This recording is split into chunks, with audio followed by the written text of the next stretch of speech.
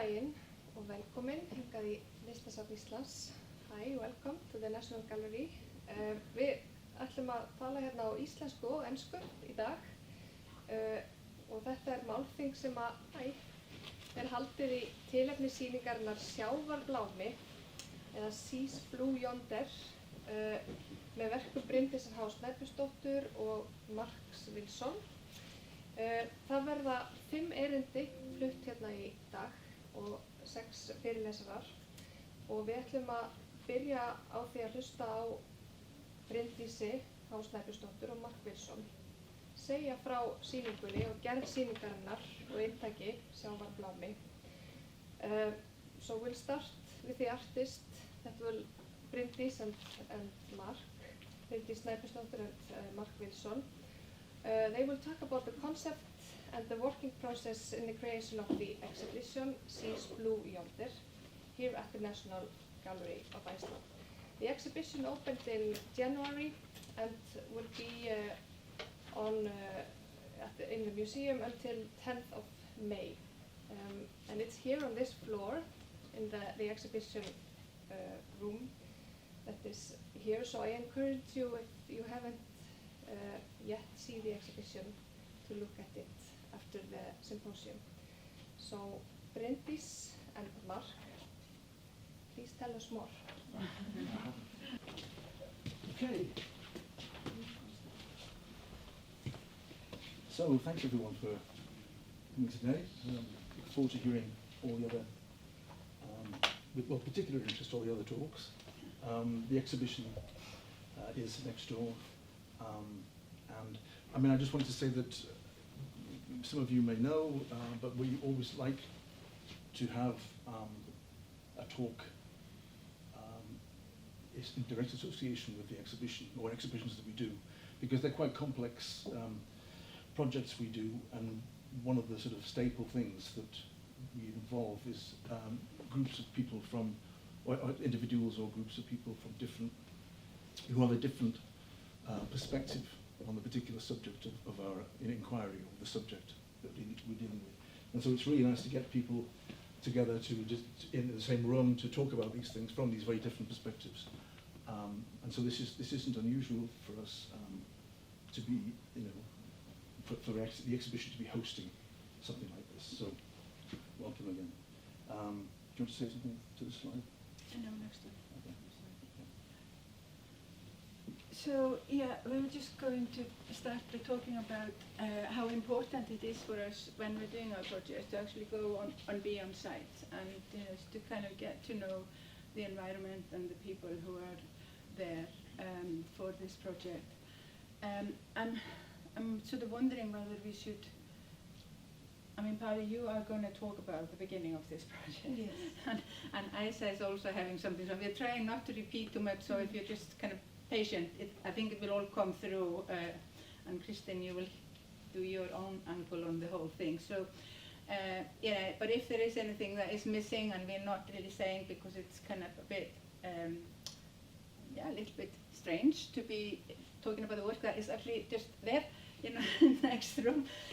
But we wanted to talk about, and also, I guess, with this slide in of me, 16, on the boat, and just like, because the sea has always been really important. I mean, I grew up in Seltjarnarnes, which is a peninsula. There was only about 3 houses there when I was growing up at the very end of the house, and I used to go out onto the boat every time, and I loved the sea. So, so actually beginning to look at something to do with the ocean and what's in the ocean is not just coming out of nowhere. It's coming out of something that's kind of been within you for a long, long time. In your blood. It's in my blood, yeah. Yeah. It's so much in my blood that actually is a little, I like to say this anecdote, that it's actually like my grandfather and my father's family, because they were all at sea, they had come from the Westfjord. And when his grandchildren, were introducing, particularly the girls, when we were introducing our partners to him, he always started with one question, and it was always, have you been at sea? And if the person hadn't been at sea, he didn't really have very much to talk to them. He didn't think they were very much worth anything if they hadn't been at sea. So sea is really important. But anyway, Through the initiative of Pari, that Pari will talk about, we had this opportunity to be in Seyðisfjörður, and there, through actually just a local that we didn't know, and this is kind of maybe telling about what kind of people often live and one gets to know in these places that one visits. We were just invited to go onto this big long day trip onto the sea with someone called Þórbergur Þórðarson, who owned this boat and took us around the fjord and the neighbouring area. And that was with me, Isa and Mark, and these images are from there. And at the time when we were starting this project, hi here, then we were also really thinking about, you know, that because at Vestdalseyri there had been this whaling station, and we had been in conversation with Ragnar Egnoldsson, who is a marine archaeologist, and he was quite convinced that there would be residues of whale bones to be found at the bottom of the sea there around Vestdalseyri.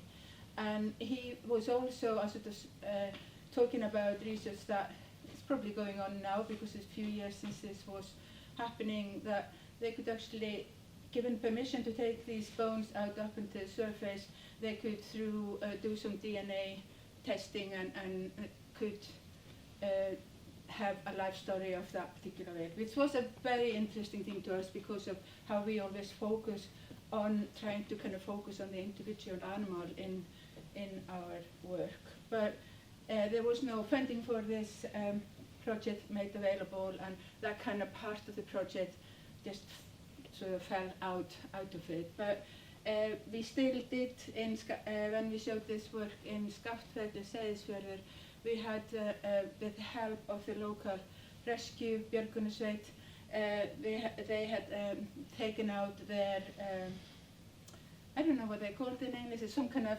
submarine camera, drone, ROV, underwater drone or it's something. a remote operative submarine vehicle. And it had filmed around the area that we were looking at, and the whole,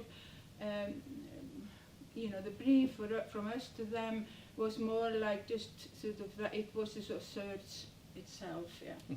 And this was the area in Seyðisfjörður, Vestdalseyri, where where Ragnar expected there may be bones, and he suspects there may still be blue whale bones there. Okay. Now we're, yeah. So and this is that same spot. So this is just that spot. It's just looking from, you know, Vestdalseyri, where there used to be these houses. There's only just a small, you know, kind of ruin there now, but it's not actually from that station itself. So, but anyway, this is the spot, and looking over to Seyðisfjörður, and it was actually Maria Sjöfn who organized for us to have someone local again to take us out there, and that was kind of so even just to be there and be in that spot, standing there, looking out and thinking, that's kind of important to sort of informing the practice and the research. And for anyone who missed it, this was the site of the first industrial whaling station, possibly in the world, but certainly in Iceland. It was by an American whaler, which Pari will expand upon. Okay, Mark? Yeah, I mean, I just really wanted to, this, again, everything's lost in this slide because of the extremely good weather we're having. But on this slide, we kind of like this photograph because one of the things we did do, one of the excursions we went was on whale watching up in Húsavík in Skálfandi Bay with Marianne Rasmussen, who's the director of the research centre up there, the Whale Research Centre. And this was basically just a series of just shadows of these tourists caught on the back of this humpback whale.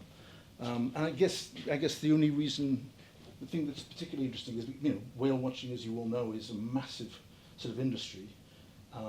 And that's because of the mystery, I think, of you know, the whales surface and then they disappear. They're very sort of elusive in that sense to people who, you know, who really just are surface dwellers. And there is something about that mystery, and in a sense, this photograph kind of, for us, was sort of totemic of that idea of how intriguing, and the excitement on a whale watching boat is extraordinary. People are flocking backwards and forwards and screaming, and it's a hell of a thing. But it is to do with a deeper mystery, I think. It's not just about sensationalism. I think it touches people. Next one. Can I add to it? Yeah. Because, we weren't only there whale watching, because we were there taking part in a 10-day course that Marianne was running with environmental students and mostly scientists. And so we were, but their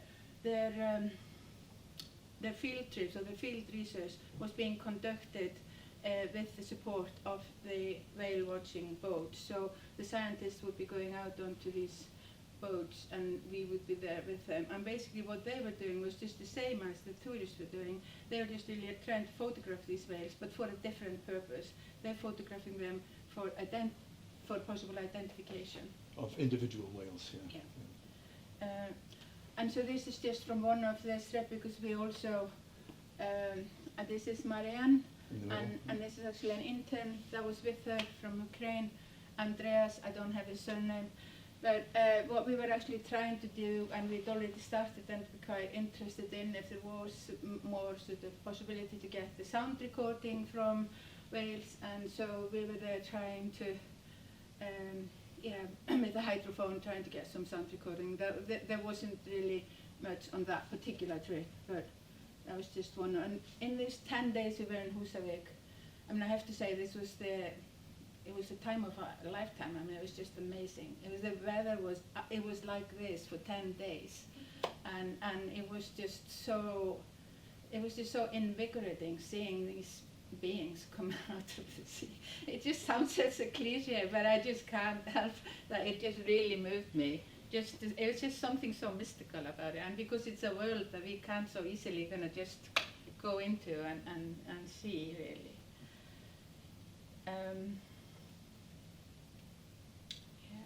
Has anyone seen the film by Bill Viola called The Messenger?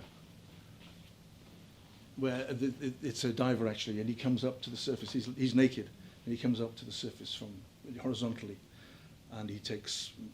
He's obviously experienced in terms of deeper diving. So he's holding his breath, and he comes gradually up to the surface through the darkness, and it's that sort of sense also, the idea of the messenger, something from a different world, rising through the water and then breaking the surface. So this is the thing, obviously, that's driven a lot of our work in a way.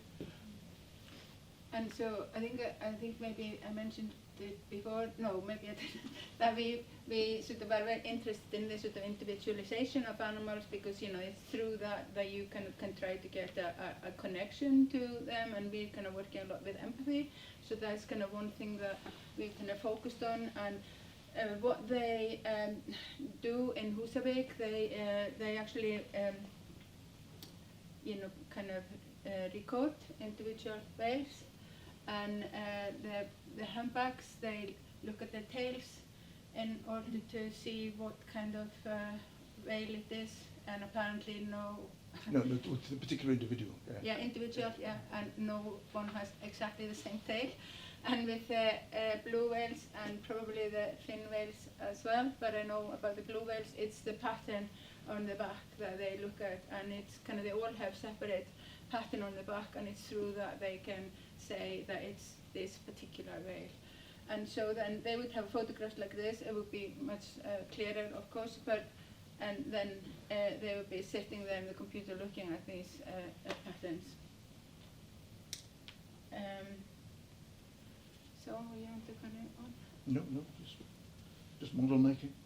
Yeah, so this is just from the studio. It's just the very beginning. We just identified from the data from Húsavík, from the research center in Húsavík, the 3 whales that we were going to be focusing on.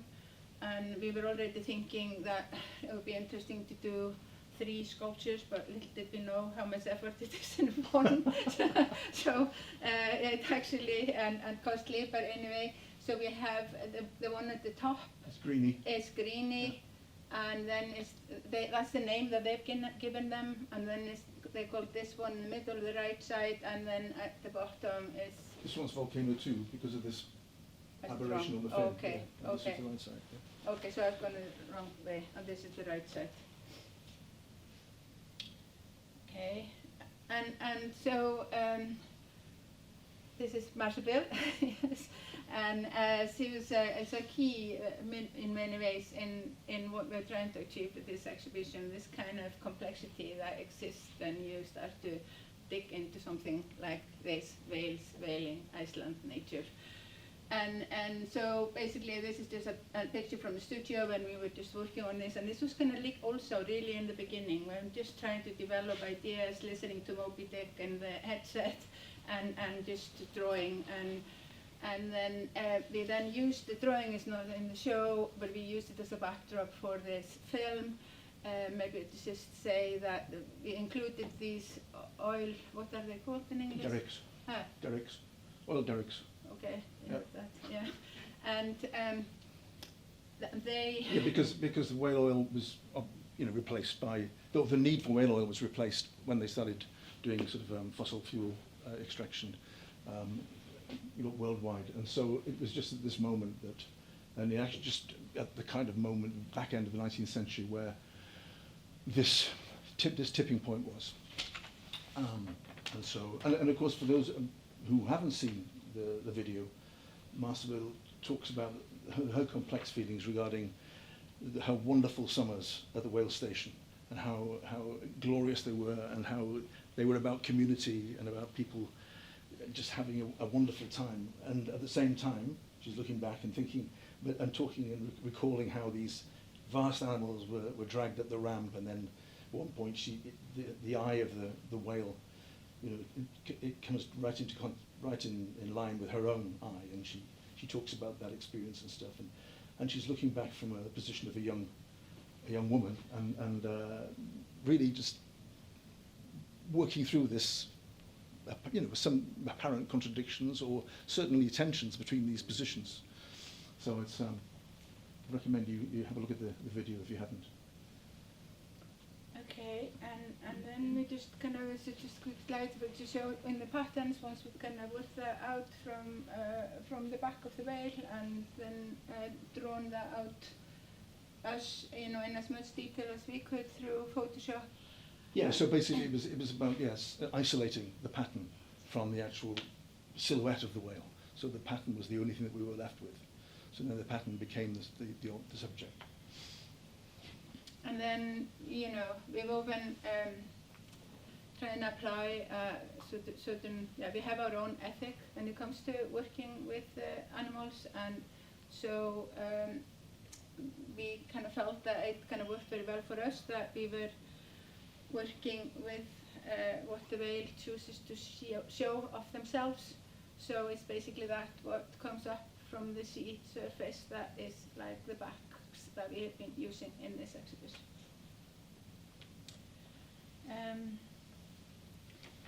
You want to carry on here? Yeah, I mean, this was just purely just playing with ideas of scale, and of course this manifested itself in the end in the series of posters that we did for the 3 venues that the exhibition's been at, and this was Skepfell, and just as in a sense a sort of, it wasn't part of the work, but it was a promotional thing about each individual show, which highlighted the scale of the whale in relation to that particular building. Because it's, I don't know if everyone knows that, but a blue whale can be up to 30 meters long, so it's like massive, it's a massive being, and it's difficult to kind of give that kind of sense when you're just working with a part of it.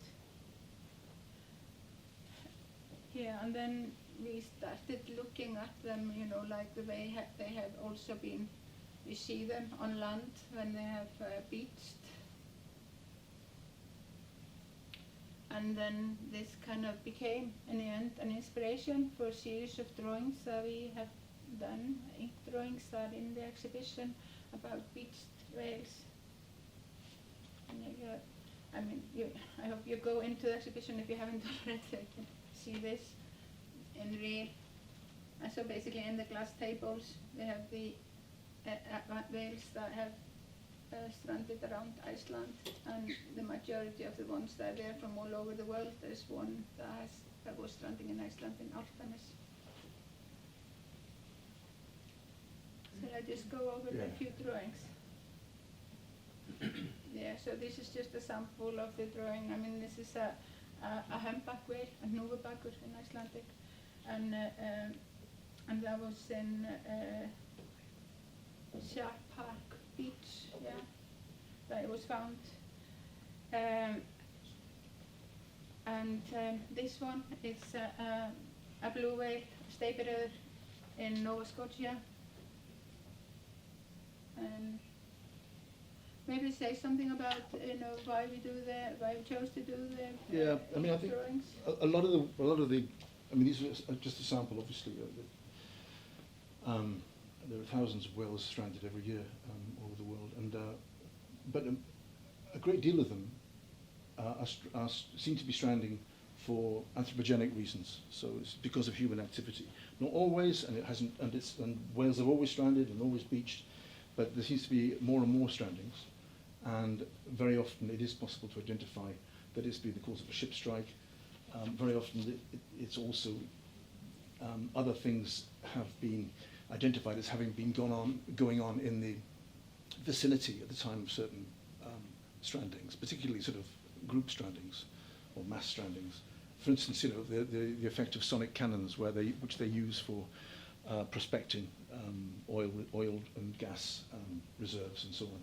So these sonic cannons are going on day in, day out, which are tremendously loud, and of course, just the sound travels very well through the ocean, and so it's suspected that these are having and also the sound of ships, and I mean this is stuff that everyone knows really, but very often these things have been identified, or the reasons for their stranding have been identified. In the case of the Icelandic ones, we worked with Hafo in Kópavogur. Yeah, I can just go through Yeah, that. yeah. But maybe, yeah, okay, because at the end there is you can't see it here because we photographed these before we put the text on, but there is a text that says what it is and where it was found, and then the possible cause for them having beached. And Mark will come to later how it is in Iceland, how it was with the Icelandic whales. But we spent a lot of time in Hvalfjörður, and this is like looking across over to the whaling station in Hvalfjörður. I don't know, Todd, if you will mention it in your talk. It's beside that whaling stations are these two whaling boats that are kind of stranded just there. And so and out of one of them, there's just a constant water which just runs out of this boat. I have no idea why or where it comes from and how they can get all this water out. But we were just quite fascinated and felt it kind of related quite to all our drawings about the beached whales. Yeah, because it's a beached whaling ship. Yeah, it's a beached whaling ship. But we filmed it, and so it's just this kind of still film. Nothing really very much happened, but you can see the wind and you can see the movements of this kind of flag that is on it and things. So we're going to have to rattle through. Yeah, our time. So this is like what you see in the glass vitrines, and these are the Icelandic, the beached whales. Some of them a selection from around Iceland, and they're from 23 and 24, and they came from Hafró, the information on these, and but Hafró did not want to tell us the proposed reasons for stranding, so that's been left out, and I don't know, I guess that is because it was not proven. They excluded that information. So maybe, this is just it's the back of the whale. This is actually a photograph that was in Skaftfell. It's not in this exhibition, but it's a similar one. Very similar. Interestingly, what we learned yesterday from Marianne downstairs, actually, we had a meeting with her yesterday, the director of the Whale Research Centre, and she was saying something that we didn't know, and that actually in this fluke print that the whale leaves as it dives, it actually leaves traces of its DNA. So it's actually possible to tell the individual whale just from material that's left in this fluke print. If you take a sample from that, and then you can find, because of course they do a little bit of skin shedding as they dive, along with and oil shedding as well. And so anyway, that was an interesting point that we hadn't realised before. Yeah, and so she was really excited about it, and we were also very excited about it. A little glass of water can contain this information about the animal that kind of came down. And so, but this, so I think you all know what the golden thing is. It's from the back of the whale. And we called this work The Path of the Unseen Whale because that's like, although it was a beautiful name, or Slóð Huldukvalsins we translate it to Icelandic, but it's kind of a name that the... Kala, yeah. Sorry? Kala, in Inuit. Inuit, yeah. Okay, so then these are the prints that we worked from, and this is directly working from data from scientists, and these are the backs of the 3 whales that we worked with. And then you can see here when they've been sighted in Skjálfandi, and various notes that have been made that relate to that sighting. So I'm rushing a bit so we can give other people a chance to talk here. And this is just like one of the vitrines that's there that kind of brings together a lot of the issues that we are working with, but I know Isa is going to say a little bit more about that, isn't it? Right? So I'm going to just go on. Yeah. And then maybe kind of we've often been asked, you know, why did you choose to cut the sculpture up, you know, and it's just like, there's just many reasons for us, you know, not at least that that's maybe what often has happened to that animal, but there are also other reasons Yeah. to say. The idea of kind of fragmented, the fact of lack of consensus about how people view whales and the issues around whales and stuff, and so it's a fragmented kind of perception, which you would say is a human perception. You know, in other words, it's a complex and multifaceted, many perceptions, and so in a sense that we're sort of playing with that idea of fragmentation of the approach. Okay, it's another one here, you know, and I mean, I just, you know, I encourage everyone to go. Maybe after we can go to the exhibition and have a look at it, to just go through these slides here. And it's just these photographs that we put in, which is just like, it's not just the shape of the box, that is also the patterns that are important.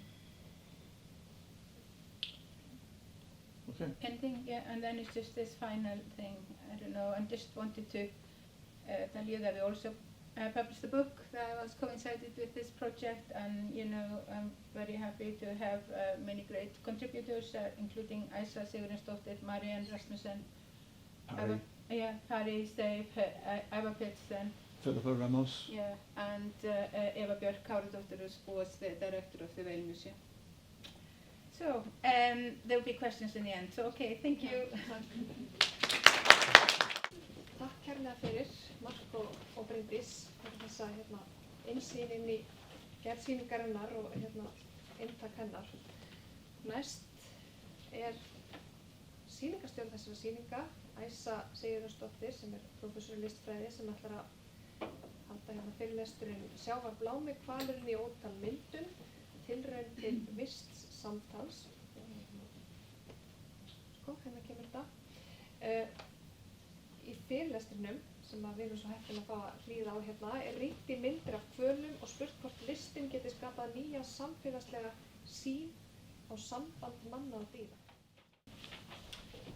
Ég ætla að vona að ég endurtekja ekki of mikið það sem að Bryndís og Mark eru búin að segja, en ég ætla nú aðeins bara fyrst að hnykkja því og þakka Listasafni Íslands náttúrulega fyrir það að hafa boðið okkur öllum hingað og að sýna og halda þennan viðburð, og við erum líka búin að vera með leiðsagnir, eða ég er búin að vera með leiðsögn, ég held að, og Bryndís líka, þú varst með stóra leiðsögn í gær, veist ég, og...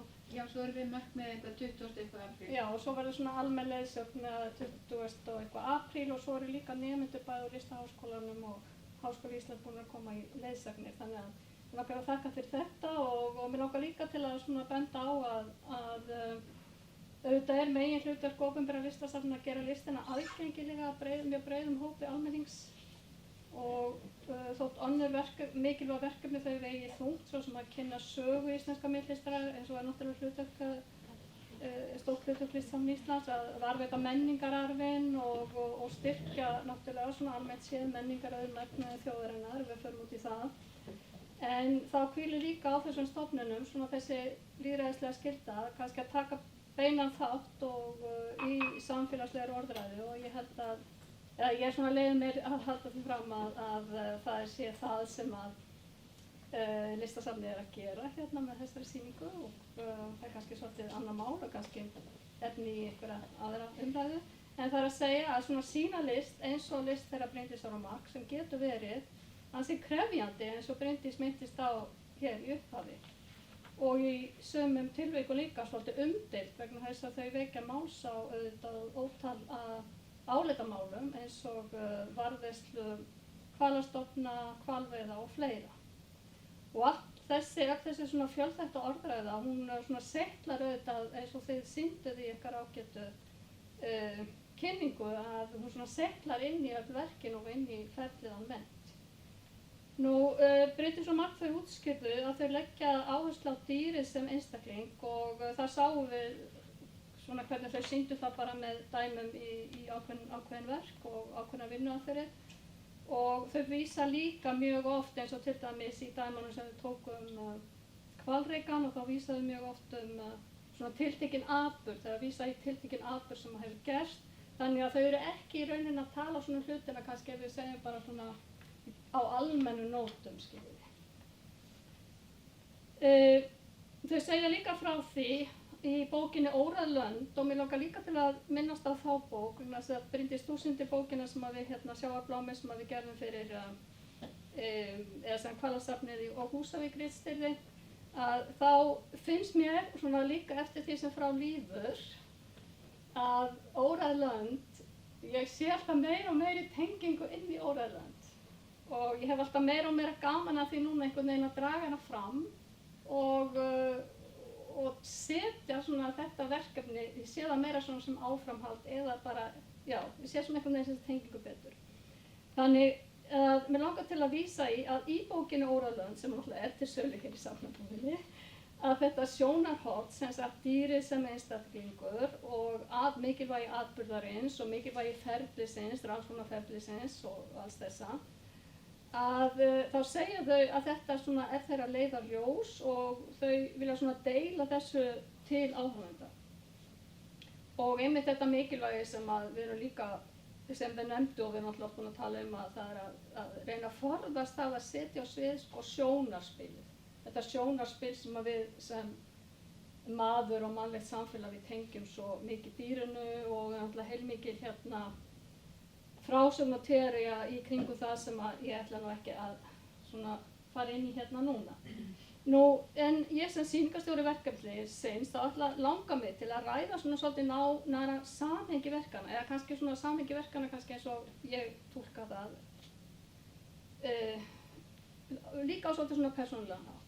Þá er þetta samhengi auðvitað bæði fagurfræðilegt og menningarsögulegt og gengur þá út frá spurningunni og bæði sem að þau auðvitað setja með verkinu sjálfu, hvort að listin geti skapað sérstaklega eða breytta samfélagsleg sýn á samband mann og dýra. Það er svona kannski þessi grundvallarspurning.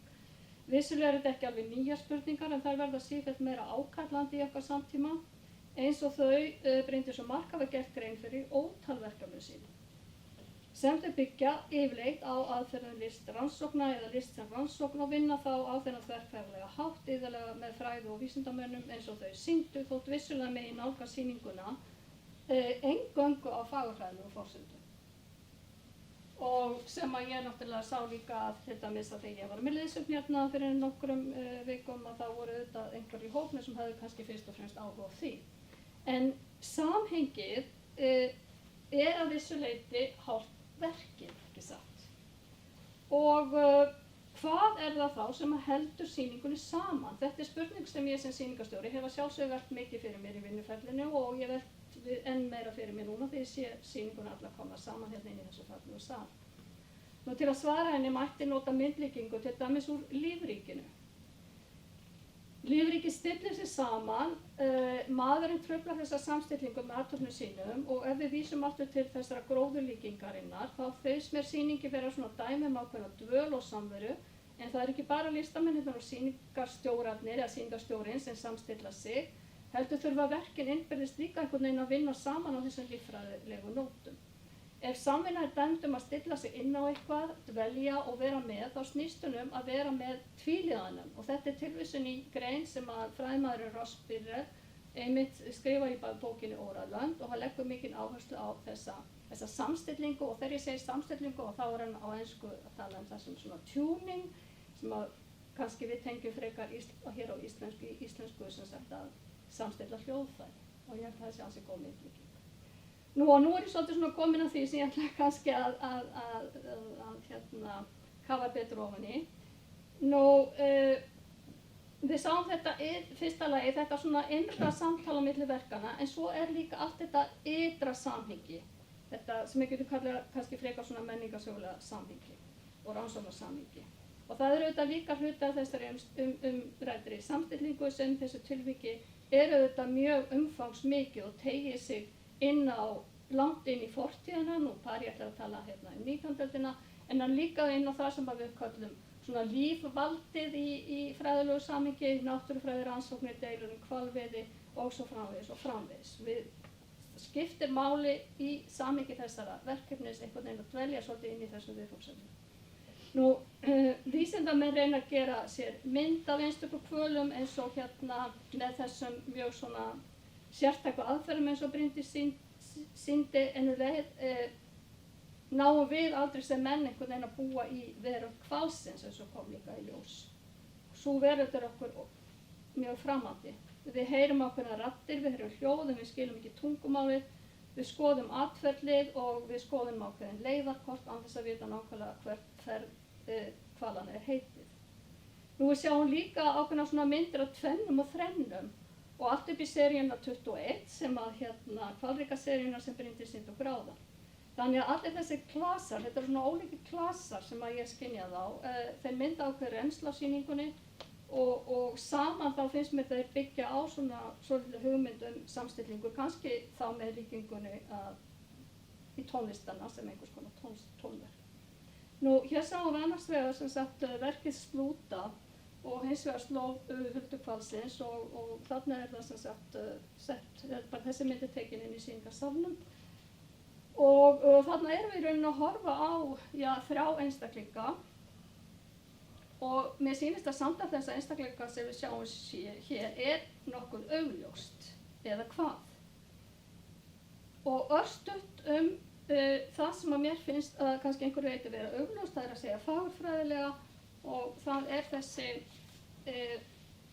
þessi sameiginlega mýkt og þetta slétta yfirborð, og það þessi mýkt sem ekki bara í því sem við erum kannski að horfa á, en mér finnst að þessi mýkt að hún einkenni alla sýninguna. Og mýktin í ljósmyndinni, við sjáum mýktin í teikningunni sem að þau Bryndís var að sýna áðan, og við sjáum hana auðvitað í hvítu slípuðu yfirborði skúlptúrsins. Við sjáum hana í alls konar fínleika, en auk þess þá kallast formin útlínurnar sem vísa til eiginleika ákveðna einstaklinga, eins og Bryndís og Mark nefndu, það að segja hægri hliðin, right side, Greenie og Volcano 3. Þannig að við erum alltaf einhvern veginn að horfa á þessa mynd, á þess kannski að gera okkur alveg grein fyrir þessu og þetta slétta yfirborð húðarinnar sem að Bryndís myndist líka á með sínum einstöku litasamsetningum því bæði bókstaflegt og tákgert. Þau sýna okkur bakið sem nakið og það allir þessir einstaklingar eru sem sagt algjörlega fullkomlega berskjaldaðir. Við bara fáum einhvern veginn á tilfinninguna hvernig greinarnar stingast inn í húðina. Sjáum við hér, það sést ekki vel á glærinni, þið skulle skoða það þegar horfið á verkið í salnum. Og á sama hátt þá fáum við tilfinningu fyrir köldu yfirborði sjávarins, en þar fangar myndin augnabliki þegar sporbaka hvalsins myndar dulmagna mynstur á haffletinum. Ljósmyndin á sporblökunni fangar þetta hverfula augnablik, það að segja slóðina sem hvalurinn skilur eftir sig á haffletinum þegar hann dýfir sér, og þessi hringirða og leifarnar á húðfitu ekki aðeins sjáanleg merki, heldur nota þau hér þetta merki sem táknmynd þeirra slóða sem að dýrin þekkja neðan sjávar, alveg svo Bryndís gerði grein fyrir og Margrét töluðu þetta dulmagn. Leikur ljós og lita í þessu andartaki minnir auðvitað á margt og það sem myndin, en þær eru reyndar 3 þarna inn í salnum. Þær eru svolítið rómantískar og það minnir þessi gullna slikja eða þetta litaduft svona á endurkast sólarinum og haffletunum og vekur mann til umhugsunar öll þessi dularfullu vistkerfi sem að leynast undir yfirborðinu og við í rauninni vitum voðalega lítið Nú kannski liggur galdurinn einmitt þarna, myndin sýnir augnabliki sem að manninum er hulið og það er við höfum enga leið og enga aðferð til að deila þessari reynslu með hvalnum. Þetta sjónarhorn sem ég hef reynt að varpa upp á svona svolítið einfaldan hátt byggir auðvitað á frásögn hinnar nýju dýrafræði sem á ensku nefnist Animal Studies og ég gerir ráð fyrir að margir séu svona kunnugir sem að setja hérna inni. En þetta er þverfaglegt svið sem rannsakar flókin fræðileg og söguleg tengsl manna og dýra í samtímanum. Það renna saman hugfélags- og náttúruvísindi auk skáldskapar til að varpa ljósi á knýjandi, vistfræðilegar og pólitískar spurningar. Sviðið greinir hvernig dýr eru sýnd, þar að segja hvernig myndir eru settar fram, meðhöndluð og hvaða hlutverki þau gegnir í samfélagi sem mótast ætíð af forsendum mannsins. Við getum dregið það ályktana með því að flétta saman hugmyndum lífvald og umhyggju siðfræði, ögra þessar rannsóknir staðalímyndum og afhjúpa þessa spennu sem er á milli manns og náttúru. Nú, markmið sýningarinnar, ef ég reyna að taka það svona örstutt saman, því eins konar vistfræðileg tilraun til tjáskipta, eins og ég svona kastaði fram í titlinum, eða eigum að segja vist samtal og þá er það vísun í ensku orðið echo communication, en þetta vist samtal er orðið mjög mikilvægt viðfangsefni í margar samtímalista og við sjáum til dæmis mjög mörg dæmi það á Íslandi núna. Nú, hugmyndafræðin er oft kennd við ítalska að baka þetta svona vist samtal eða communication, auðvitað það margir fræðimenn að baki, en mér langar til að nefna heimspekingin Emmanuel Coccia sem fjallar frumspeki lífsins, umbreytingarferli lífvera sem að kalla metamorphosis, sem nýja nálgun í vistfræði og hugvísindum og felur þá í sér áherslu á að virkja eða greina möguleg skynjunarferli á milli ólíkra tegunda. Coccia fullyrðir að grundvallarsamskipti lífvera séu hljóðlát, sem að ég tengi algjörlega inn í þetta verkefni Bryndísar og Mark, það er einmitt þetta hvernig myndirnar tala saman á hljóðlátan hátt. Og hann á þá við lífverur sem ekki mennskar eða meir en mennskar eins og það er yfirleitt kallað í fræðunum, more than human. Hugmynd sem Coccia byggir á rannsóknum sínum á samskipti plantna og fræja. Það er að segja að hann byggir þessa kenningu sína upp í kringum samskipti plantna og fræja en síðan yfirfærir hana yfir á dýr. Hann leggur jafnframt til að maðurinn endurhugsi samband sitt við umhverfið og aðrar verur með því að láta af þessari innbyggðu sektarkennd sem hann telur að hafi einkennt of vistfræðileg skrif og rannsóknir í átti að þá og nálgunar sem byggir á meiri samfellu og viðurkenningu á tilveru plantna og dýra og þau utan mannsins sem hluta af þessu samfélagi lífveranna. Coccia sem þrátt fyrir að fókusera aðalega á heim gróðurs og sveppa bendir á að mannlífs líkaminn byggir á líffræðilegum fjölbreytileika safni líffæra sem eru svipuð hjá fjölda annarra tegunda. Hann heldur fram að alla lifandi verur, menn, dýr, plöntur og sveppir deili því lífinu á einhvern hátt sameiginlega. Nú, Bryndís og Mark hafa á svipaðan hátt minnt á mikilvægi þess að yfirvinna það sem við kalla plöntublindu. En orðið vísar til þess ástand þegar maðurinn er komið svo langt frá náttúrunni að hann sér ekki lífríkið í kringum sig. Í framhaldi af þessu örstutta yfirliti þá langar mig til að halda því fram að sýningin Sjávarblámi rými einmitt eða sé á einhvern hátt samstillt við þessa gagnrýnu hugmyndafræði plöntublindunar. Með öðrum orðum, Mark og Bryndís ganga út frá gagnrýni plöntublinduna til að koma á vist samtali eða tjáskiptum með því markmiði að vinna gegn dýrablindun. Og svo ég víki eftir að Coccia, hugmyndir hans spretta af sínum endalausa ferli stöðu og umbreytinga þar sem sérhver einstaklingur er óaðskiljanlegur hluti af stærri heild og þessi vistfræði skinnfærana leggur áherslu á að alla lífverur búi yfir eins konar minni og mótist af reynslu sinni og þekkingu á umhverfinu. Hann bendir á að þegar við stöndum frammi fyrir listaverki eða jafnvel opinni bók þá viðurkennum við ósjálfrátt að verki búi yfir sálrænni tilfinningalegri og andlegri merkingu sem er óháð efniviðnum sjálfum. Með öðrum orðum frammi fyrir listinu verðum við öll að einhverju leyti animistar. Nú, þetta er einmitt kjarninn í verkinu, nálgun þeirra í þessum verkum sem við erum að sjá hér á sýningunni. Nálgun þeirra byggir á berskjöldum sem liggur eins og leiðarstef. Aðferðin hún er líka svo hárfín en hún leið svo mild að hún krefst ákveðnar einbeitingar áhorfenda til að virkja skinnfærin. minn á snertingu húðarinnar eins og ég sagði áðan, minn á lyktina sem að rætt til dæmis í vídeóverkinu og sjónina sem birtist í fjölbreyttum myndum og formum á sýningunni, vatninu sem seytlar og svo framvegis. Nú Bryndís er talsvert búin að tala verkið Hvalreki sem samanstendur á 21 bleiktekningu á pappír, þannig að ég ætla svona aðeins að hlaupa yfir það, en ég ætla bara að benda á að í báðum þessum seríum, bæði Hvalreki 1 og Hvalreki 2, í báðum tilvikum tók ég eftir því að hræin á ströndinni auðvitað uppblásin af gasi á mismunandi stigum rotnunarinnar, innyfling meðbyrfarnir að leka út og hér allt samt gert til að forða sjónarspilið, þar að segja sjónarspil hvalrekans sem í rauninni myndefnið sjálft ef við förum út í það.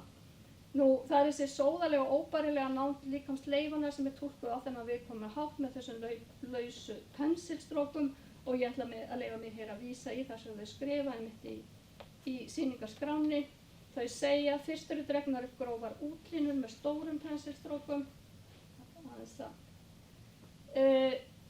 með stórum japönskum pensli og mikið af vatni til að væta endurinn í trefjapappírinn áður en línurnar ná að þorna eða jafnvel áður en pappírinn drekkur þar í sig, gráan lit dreift í vatni með minni pensli, jaðarinn verður dekkri og skýrari en eftir því sem liturinn rennur saman við fyrstu strókurnar verður hann máðari. Þau útlista hvernig fingirðir japanski penslar eru notaðir til að koma smáatriðum líkamans til skila.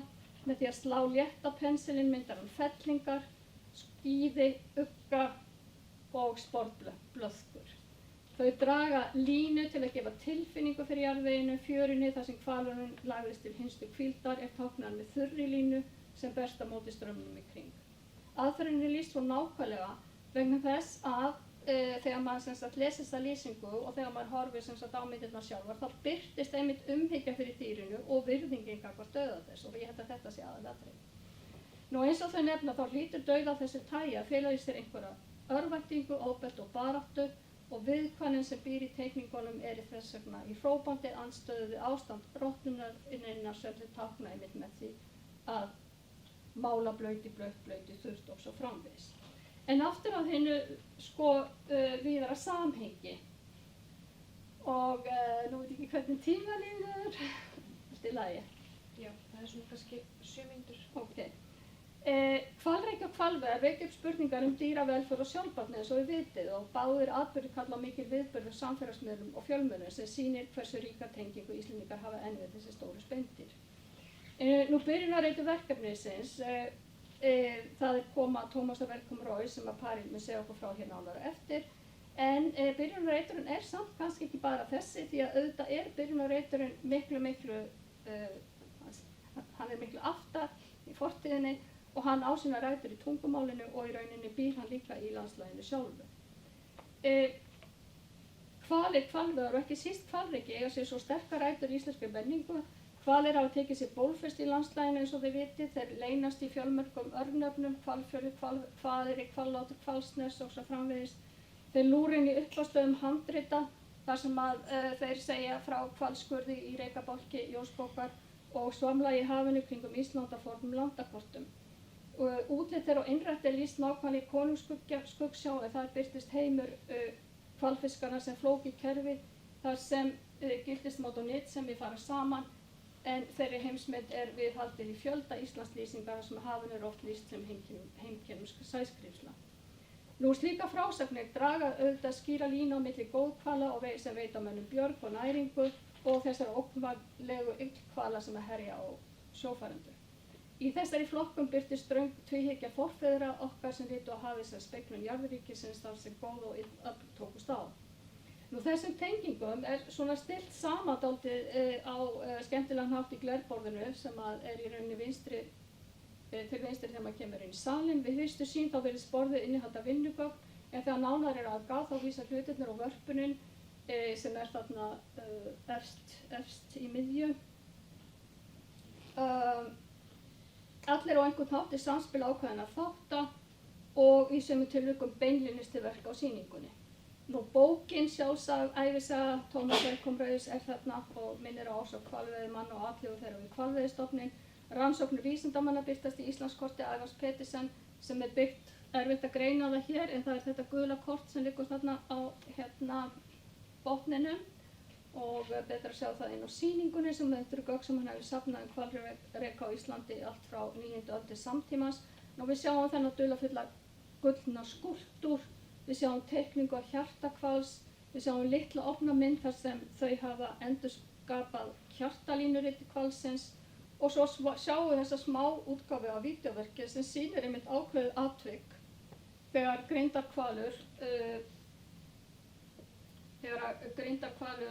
synti einn síns liðs inn í Káravík við Eiðsgranda þriðjudaginn 27. ágúst 2019 og það var mjög mikil fjölmiðla umfjöllun þennan atburð og fjöldi fréttamanna á staðnum eins og reyndar sést minnir að sjáist á myndbandinu því að Bryndís var þarna líka, ekki satt.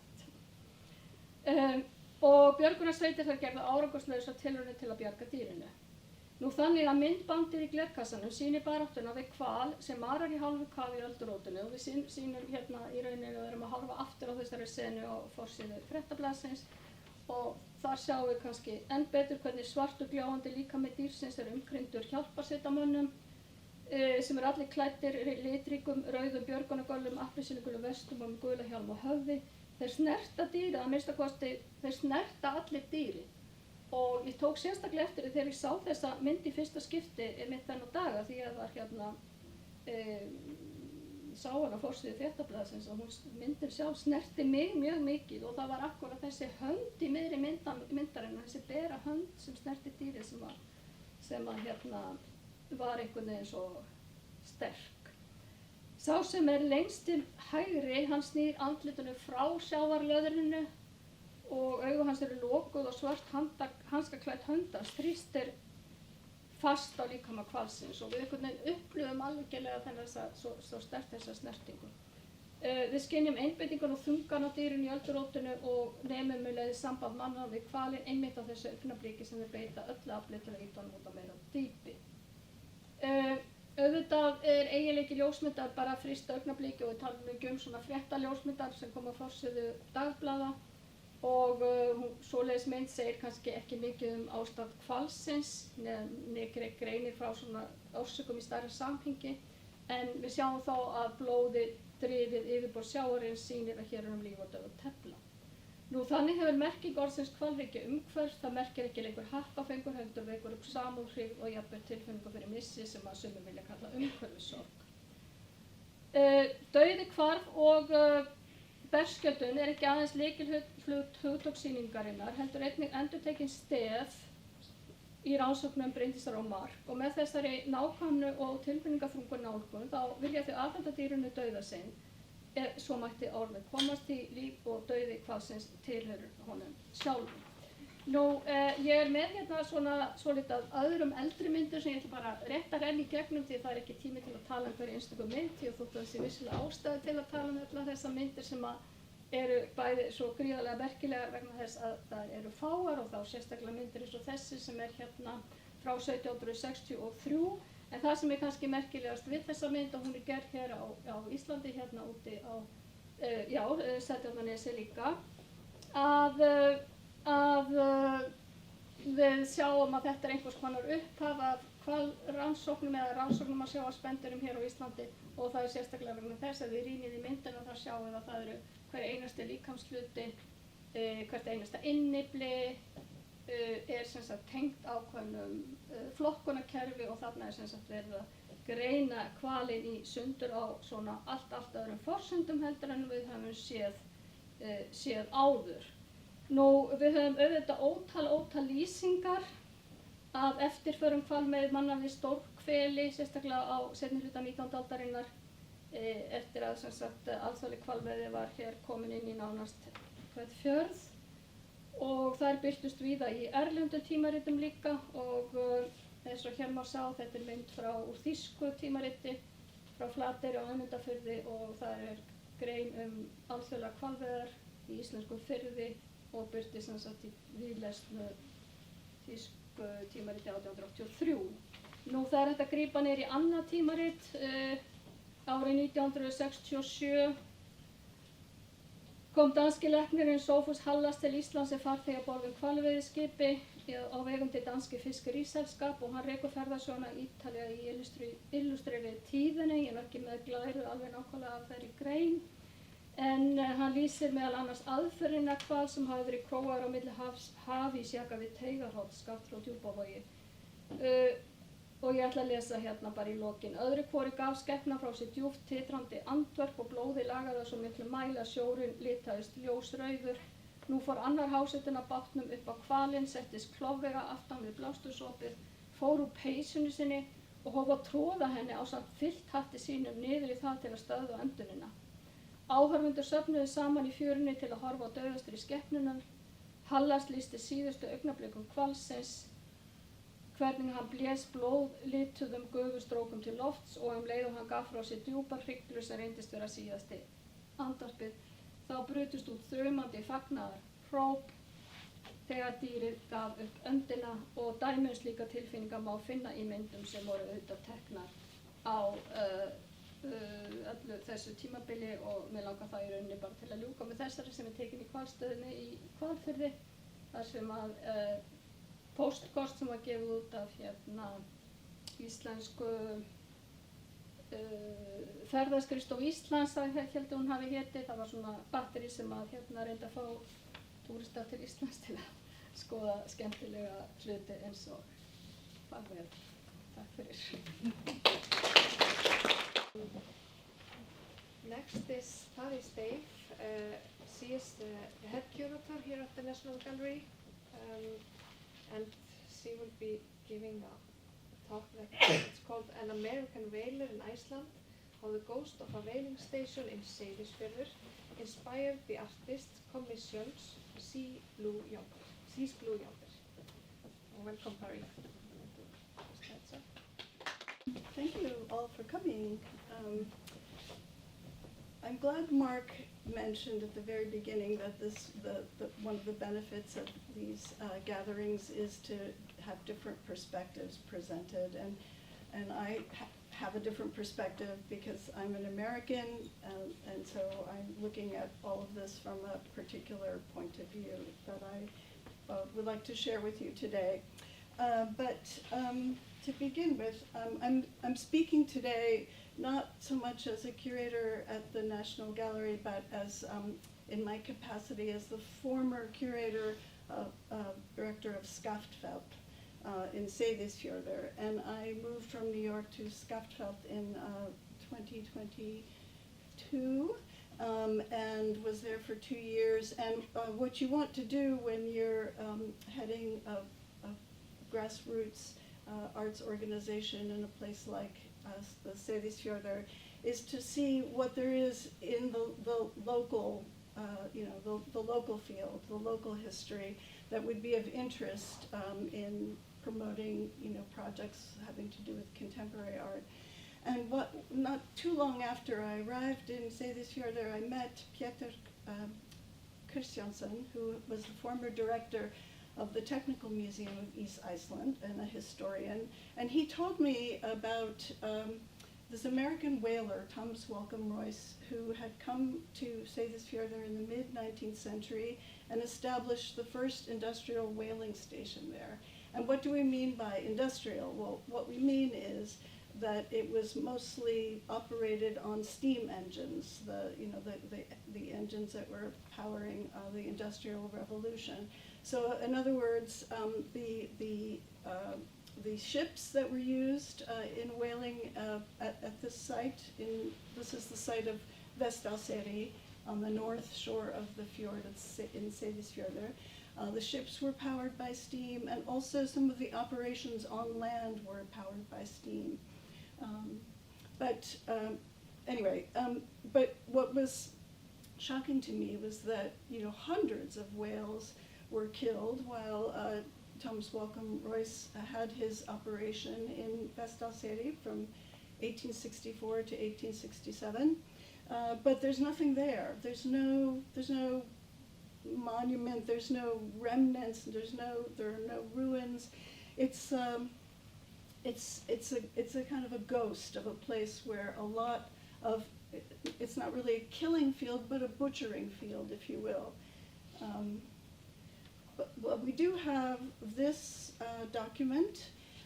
In 1867, after Thomas Welcome Royce had returned to New York, the Danish photographer Johan Holm Hansen was sailing on a ship to Seyðisfjörður and met on the boat Gustavus Lilienthal, who was the partner of Thomas Welcome Royce in this whaling station enterprise in Seyðisfjörður. And so Lilienthal invited Johan Holm Hansen.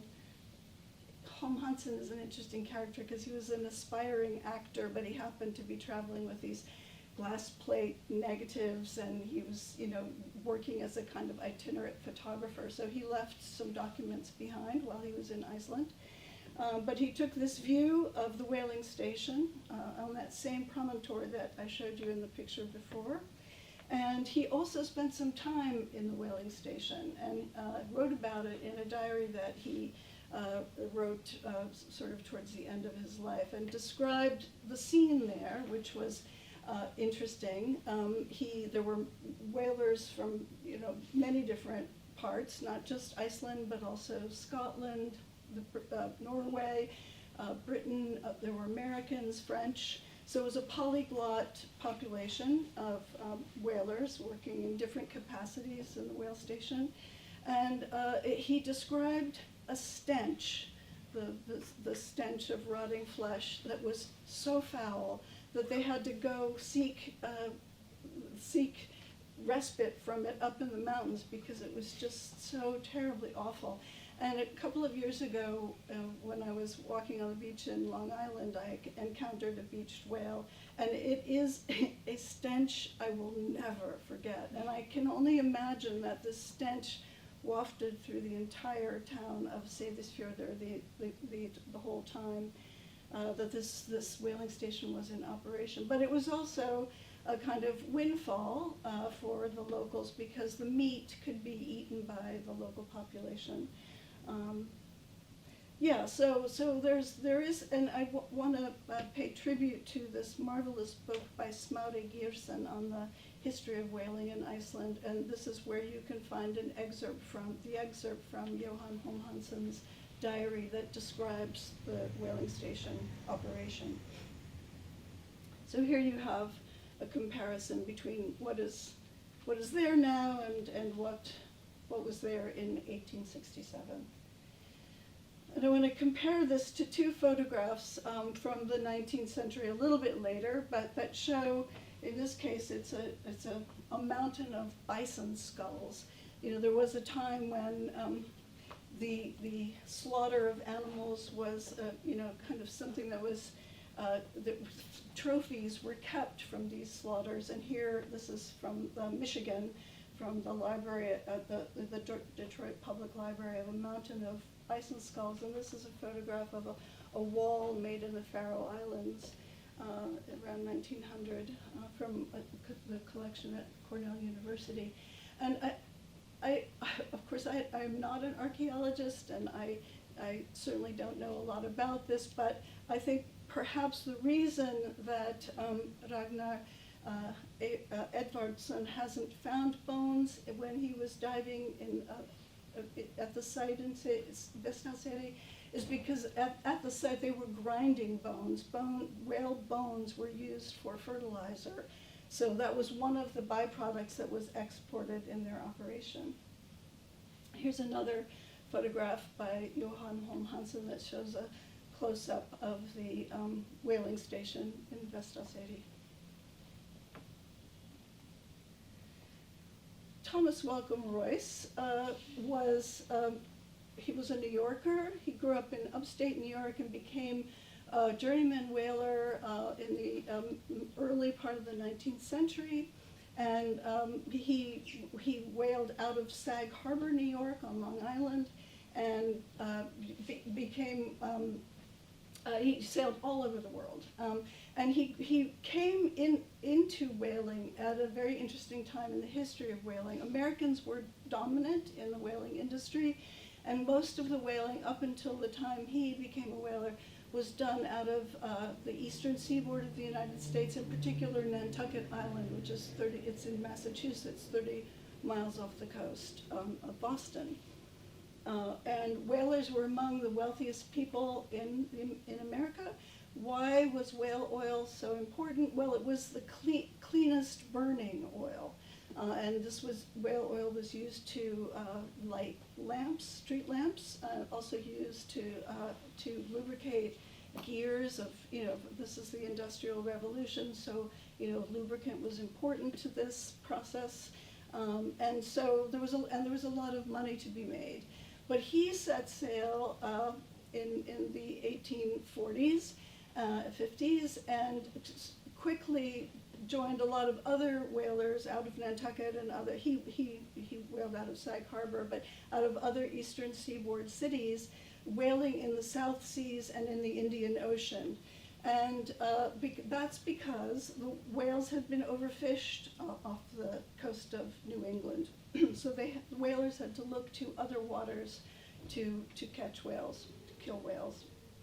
And Royce quickly figured out that there was such a race to slaughter whales, to extract whale oil, that he would have to look to the Arctic. The South Seas was also becoming overfished. And so, and in the Arctic were some of the largest of the whales. But the largest of the whales couldn't be easily captured because of two things. One, they were so fast and so heavy that the harpoons could get stuck, but you couldn't necessarily kill it with a hand-thrown harpoon. And the other thing was that when they were killed, they tended to sink to the bottom of the ocean. So Thomas Welcome Royce was, in a way, an inventor. And he helped to invent and perfect, although he didn't ultimately perfect it, but two forms of technology that helped spur this industry, this industrial whaling. One was the rocket harpoon, so a harpoon fired with a rocket gun. And the other was this steam-powered winch that would help to bring the whale up from the bottom of the sea, or keep it from falling to the bottom of the sea. And I show you a picture of him with his, left arm lost, because he lost it in one of his dynamite explosions in experimenting with the rocket harpoon. But the reason I was fascinated by this character, Thomas Welcome Royce, was this question of what was he doing in Iceland? And then in thinking about it more and reading about him, I realized that his dates coincided with the dates of the great American novelist Herman Melville, who himself was a whaler and who authored the great American novel Moby Dick about whaling. And so Melville had spent a lot of time in the South Seas whaling at the same time that Thomas Welcome Royce was there. No way to know if Royce knew of Melville or knew of his book. But the two men are very different, even though they had these parallel histories, being whalers in the same part of the world at the same time.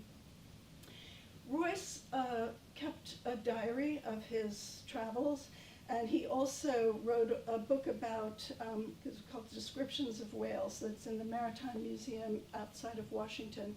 And I've read the diary, it's in the Whaling Museum in Sag Harbor, New York. And you can see from the diary that his way of looking at whales, and the only thing he was really interested in was, their monetary value. What whales could yield the most in terms of oil from the blubber, how to kill them. These were long descriptions of how they could be killed, how they could be brought in. Even in the description of whales that's in the Maritime Museum, he describes the parts of the body that could have the most yield of oil. So his focus was entirely on the animal as this natural resource for oil extraction. Here is a map of American whaling from the end of the 19th century to the 17th century to the 19th century. It's this is where Nantucket is, and you can see where American whalers went, and here's the South Seas. And it was Royce who was one of the first to go to the Bering Strait and to the Arctic. Once he figured out how to harpoon larger whales with rockets, he then found himself here in the North Atlantic, and that's how he ended up in Iceland, in Seyðisfjörður, and it was also close to the markets where he wanted to sell the oil, which was in Scotland and Britain. So,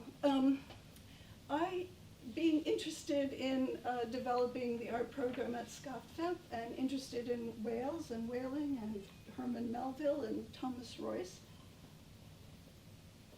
it was on a summer night that Tina Gudmundsdottir called me and said, Bryndis and Mark are looking for a place to stay. It's raining and all they have is a tent.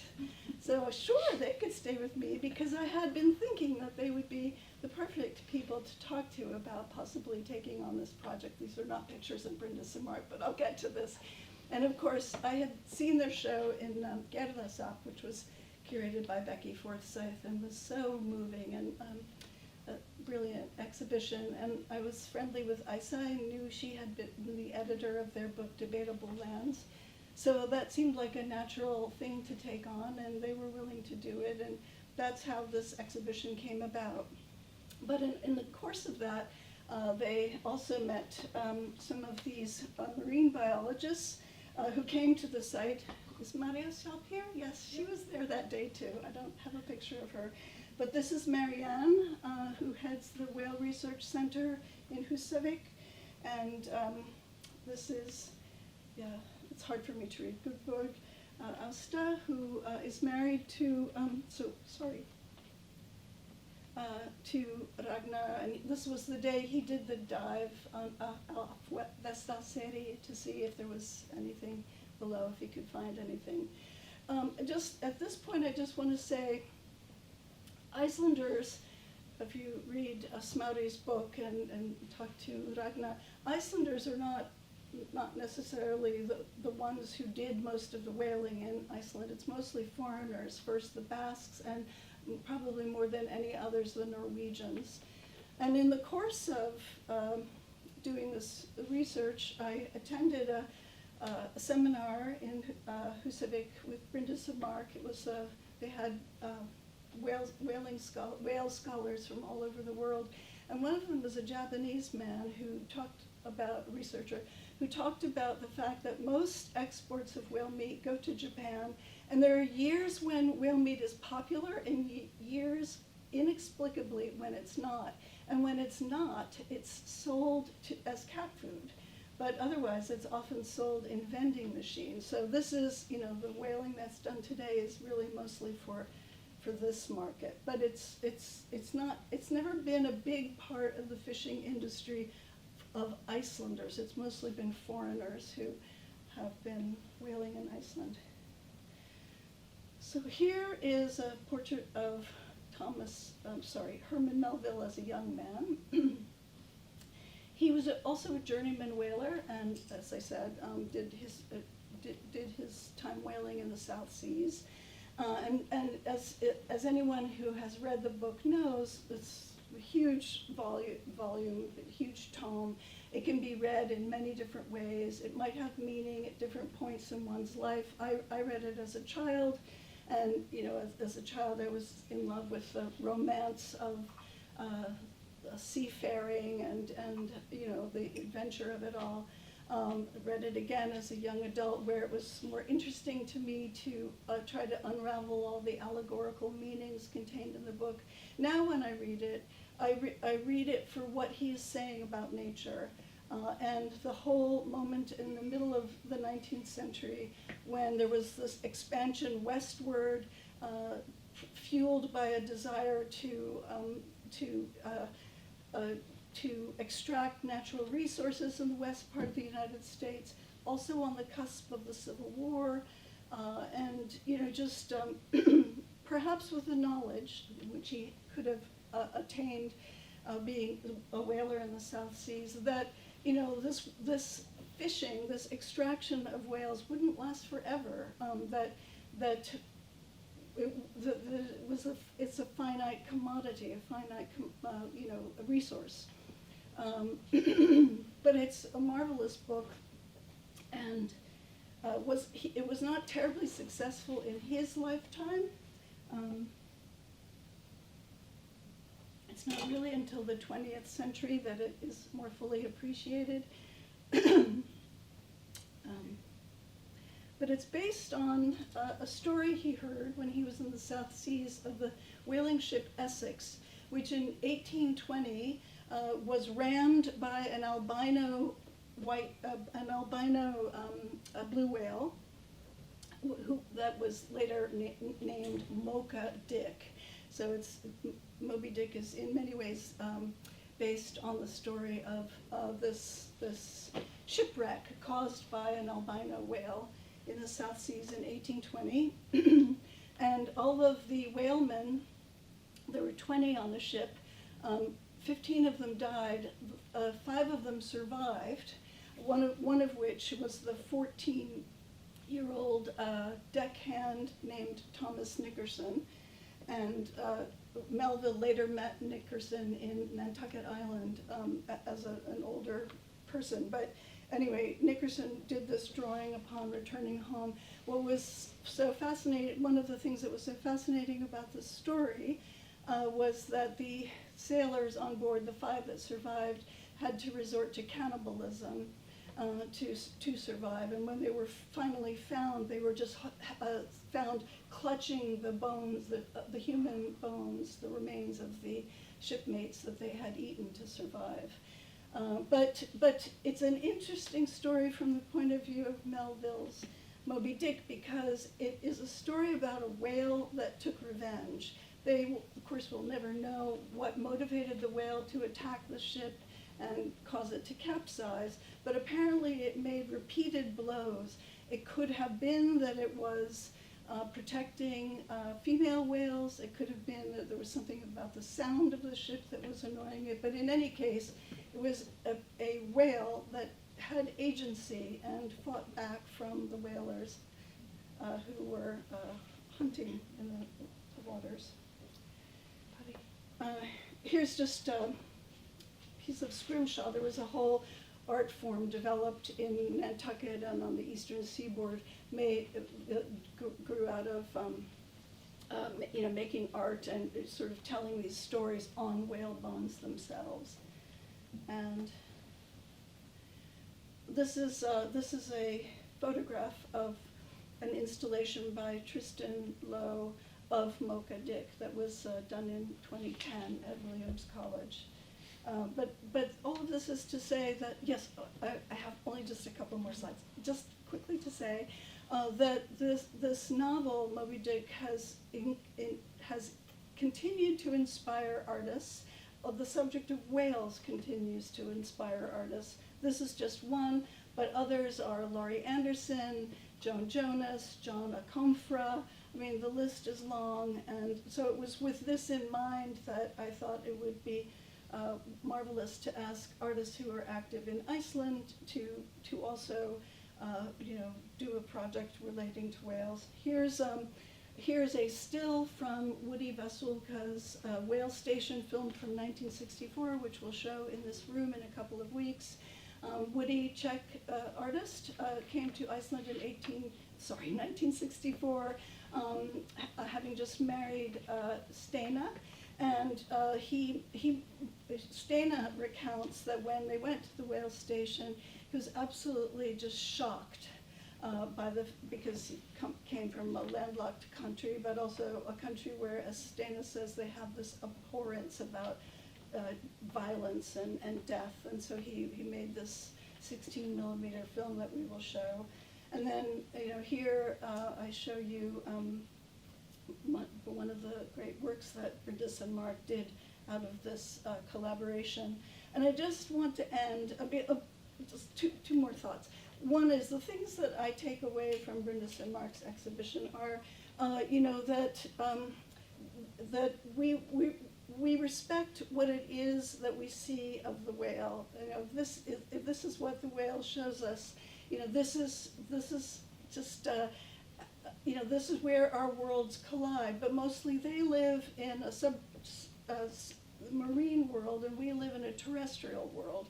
So we're in different worlds. But the other thing that I take, especially from the ink wash drawings, is this amazing pathos, this empathy for the animal that is stranded and dies on land when it's not dying in its environment. And then I just want to end with this photograph by Thomas Gudbrandsson of an encounter with a whale in 2023 in Arnarfjörður.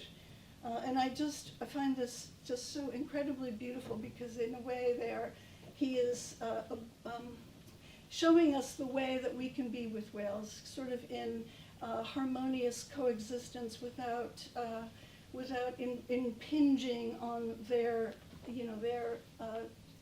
freedom and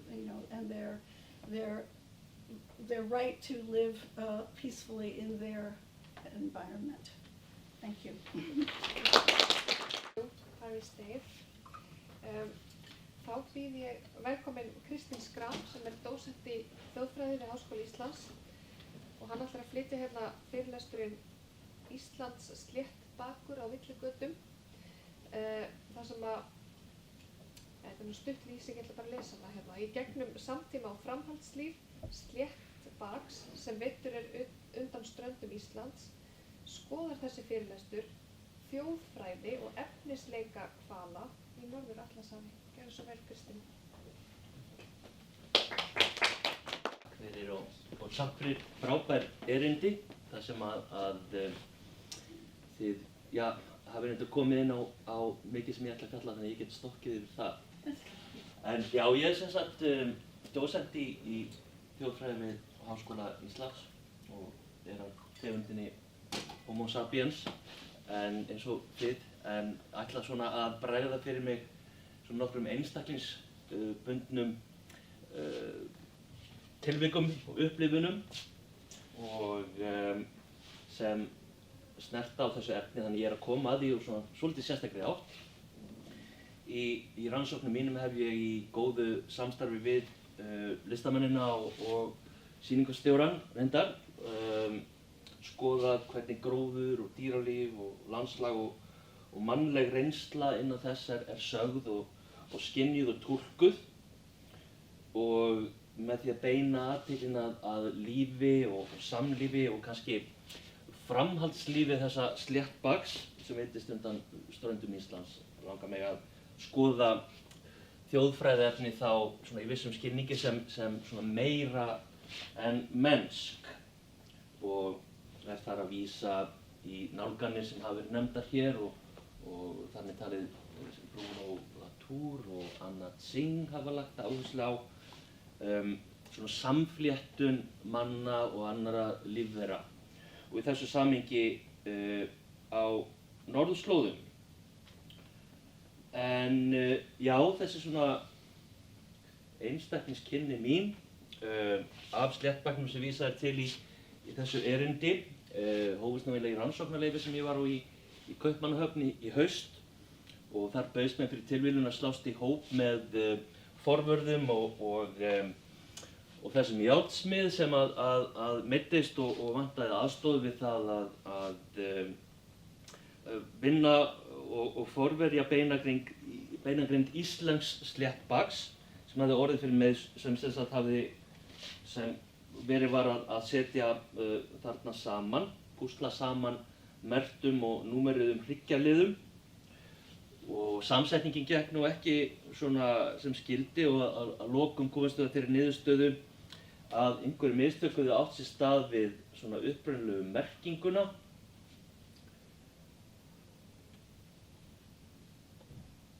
Eins og þið sjáið á myndinni, og eftir að hafa fært lið 21 aftan við lið 23 komumst við aftur á réttan kjöl, og svona með glott á vöru að þá var íslenska sérfræðingnum þakkað fyrir mikilvægt framlag sitt.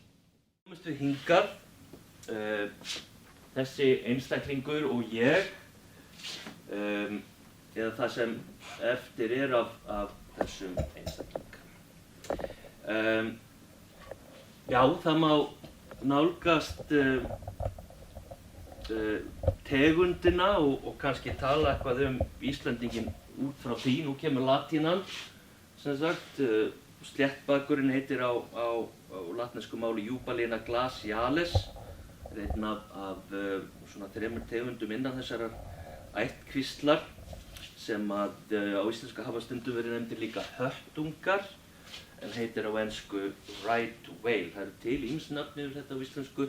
Íslandssléttbakur, hafurfiskur, hafurkitti, höttunefur og norðkaprari. Nú, þessi einstaklingur hefur líklega, eins og margir af tegundinni, fæðst á austurströnd Bandaríkjanna og þeir lifa mjög lengi með móður sinni og hafa geta náð kynþroska á aldrinum 6 til 9 og en eru þá mikið með móður sinni, svo sést hér á þessum mæðgnum, en þeir geta orðið jafnvel 70 ára. Hann er sagður forvitinn og tiltölulega auðvelt að nálgast hann. Hann er einnig hægfara og frekar svona fituríkur og eins og Paris nefndi hérna á sekkur hann ekki auðveldlega, jafnvel eftir að vera drepinn og það gerði hann að auðveldri bráð og hann var mikið veiddur á þessum tíma og hlaut enska heitið right whale, sem sagt rétti hvalurinn til að veiða.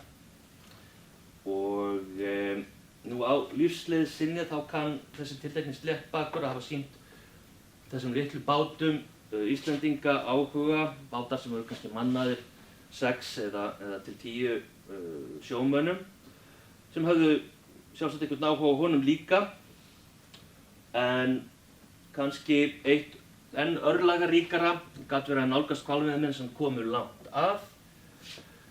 Nú, á miðöldum var sléttbakurinn mjög algengur í svona tempruðum og hálfheimskauta hafsvæðum Atlantshafsins og þar á meðal við Íslandsstrendur, og eins og áður kom fram að þá voru miklar veiðar á hér unnar af böskum og síðar bættust við þetta hollendingar og danir og englendingar og sléttbaknum var útrýmt fisk í Biskajaflóa og í kjölfari leituðu hvalveiðimenn norðar. Og talið 1700 hafi stofninn að mestu hrunið í austanverðu Atlantshafi og öld síðar við austurströnd Norður-Ameríku. En ef að þessi hvalur hafi svona sýnt mannlegri starfsemi áhuga, varð forvitnin honum að bráð. En hver var áhugi þessara manna sem veiddu hann? Þótt Íslendingar hafi ekki stundað hvalveiðar á þessum tíma, svona fyrr á öldum áttu þeir í margvíslegu samstarfi við erlenda hvalveiðimenn og nýttu sér allt frá landnámi hvalreka.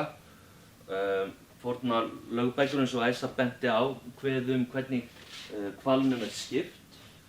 Nú, það líka dæmi úr Íslendingasögum hvers vegna það var svona nauðsynlegt.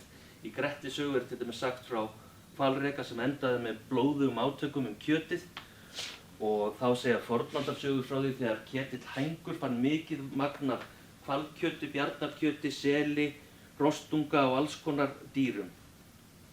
Og Íslendingar og Norðmenn byggðu þekkingu sína á hvölum, á reynslu og mörg heiti hvala má rekja til lýsinga á mismunandi tegundum í Konungsskuggsjá sem rituð var 1250 og Æsa, þú hefur gert mjög vel grein fyrir í skrifum þínu.